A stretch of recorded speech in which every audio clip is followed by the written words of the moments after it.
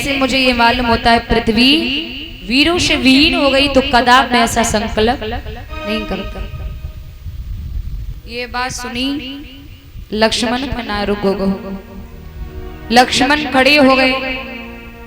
लक्ष्मण कहने लगे क्या कहा जनकराज, ये पृथ्वी वीरों से विहीन हो चुकी है।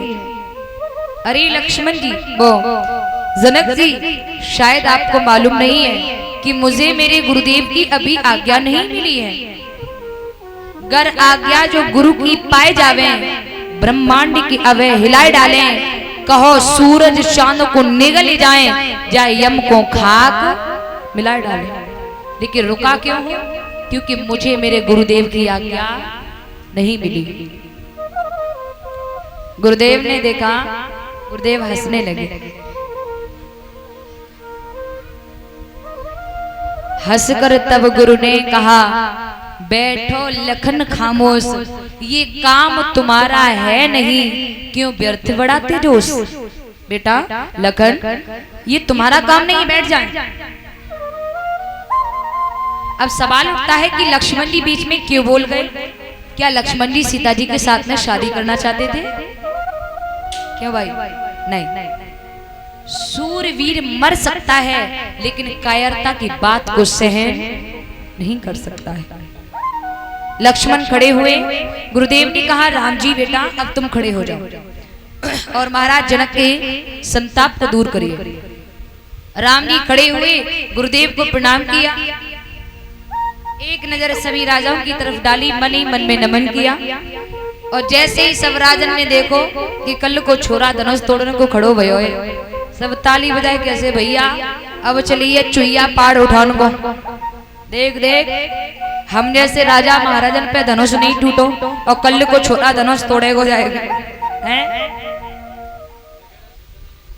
राम जी ने कुछ नहीं कहा, आगे बढ़ी। राम जी आगे बढ़े, सभी को प्रणाम, गुरुदेव को प्रणाम किया, सभी को नमन किया, आगे बढ़े। इधर सीता जी विचार करने लगी, प्रभु मेरे राम जी तो बहुत छोटे हैं, भला इतने बड़ी धनुष को, इतने भारी धनुष को कैसे उठाएंगे? सीता जी हाथ जोड़ के खड़ी हो गई। ये धनुष भोले बाबा का दिया हुआ है, मैं भोले बाबा से प्रार्थना करती हूँ कि बाबा धनुष हल्का कर दो ना। हाथ जोड़ के खड़ी हो गई, आंखें बंद करके। दिमाग में आई, भोला कहीं भंगिया पियने में लग गया तो काऊ की नहीं सुनेगो। ला पार्वती को ध्यान करो। पार्वती को ध्यान करने को हाथ जोड़ के खड़ी हुई, नेत्र बंद करके सोचने लगी। भैया सोचने लगी, पार्वती भंगिया घोटन में लग गई तो वो भी नहीं सुनेगी, अब कहा करूं? सीता सोचने लगी, ऐसा करती हूं कि मैं इस धनुष से ही आग्रह करती हूँ। सीता जी ने आग्रह किया, ही धनुष महाराज, मेरे भगवान श्री राम जैसे ही आपका स्पर्श करें, स्पर्श होते ही आप टूट जाना। राम जी ने इधर क्या किया, राम जी आगे बढ़े, धनुष का परिक्रमा किया और परिक्रमा करके किसी ने देख पाया, किसी ने नहीं, भगवान ने धनुष के खंड खंड करके जमीन पर डाल दिया। राजाओं की निगाह गई तो टूटा हुआ धनुष मिला। अरे ये कब टूट गया? धनुष टूटने की आवाज क्रोध निदान बृहस्पति परशुराम के कानों में पड़ी और तो राम वो परशुराम लक्ष्मण का संवाद होता है।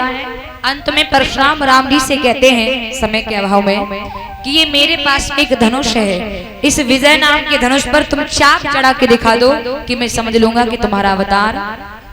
अंत में राम जी धनुष पर चाप चढ़ा के दिखाते हैं। लड़कियां बोली, सीता से बरमाला डालो बहना, कहाँ देख रही खड़ी खड़ी।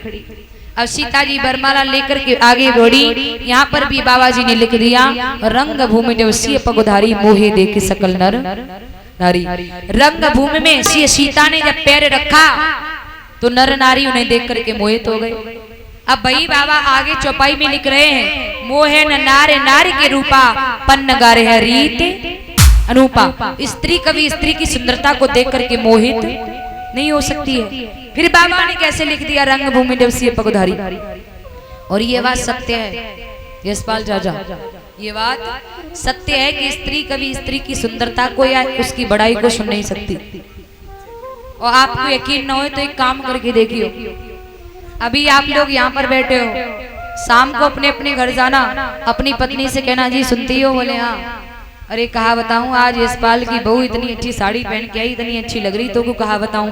तो तुम्हें एक ही बात सुनने को मिलेगी, ना का करवे को आए भाई घर चले जाते हैं।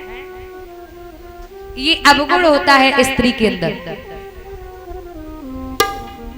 और फिर भी आपको यकीन न हो तो एक काम और करके देखना, गांव में काऊ लल्ला की शादी है कि आई होवे, नई बहू आवे तो बहू की मोह दिक्रोनी होवे के नहीं? आपके यहाँ होवे के नहीं? अच्छा, तो दो लेडीजे मोह देखवे जा रही हैं और दो लेडीजे मोह देखे आ रही हैं। वे रास्ते मिल गई, कहा जी कहाँ गई थी? बोले जी अरे वो नहीं है, यशपाल को लल्ला शादी कर लायो, बहुरिया देखने गई थी। बोले देख आई? बोले हाँ। हाय जी मैं तो काम में बिजी रही, मैं तो अब जा रही हूँ देखन। बोले तुम तो देख आई? बोले हाँ देख आई। कहा बहू कैसी है? बोले बहू ठीक है, रंग रूप की ठीक है, कुल मिलाए के हाइट भी ठीक है, ठीक ठाक है, लेकिन ऐसा लगता है कि बहू के बीच में थोड़ी सी नाक पिचक ही गई है। दूसरी बोली चल नाक तो कहीं तक सही है। बोले फिर ऐसा लगता है कि बहू की दांतन की थोड़ी सी वती सी बाहर को निकली गई है। मतलब स्त्री ये नहीं कह सकती हाँ बहू बहुत सुंदर है, अगर कह भी देगी हाँ बहू बहुत सुंदर है, लेकिन ऐसा लगता है कि थोड़ी सी मतलब नाक बैठी गई है।